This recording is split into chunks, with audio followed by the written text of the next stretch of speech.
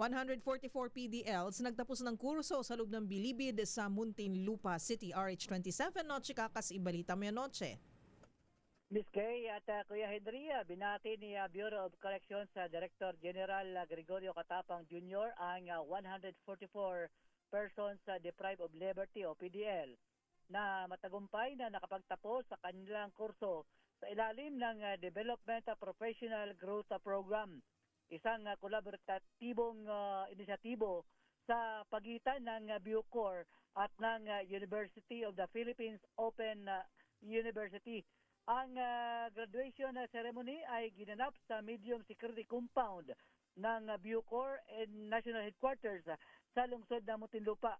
Sa talumpati ni Katapang Jr., tinukoy ang tagumpay ay higit pa sa sertipiko upang paghandaan ang panibagong pag-asa para sa kanilang kinabukasan. Binigyang diin na higit pa sa mga akademikong credentials ang tagumpay na sumisimbolo sa kanilang personal sa paglago at pag-asa. Kabilang sa mga kurso ang programming with scratch sa practical applications of permaculture, design ethics and principles, bridge English for functional literacy, at business concepts ideation and business plan.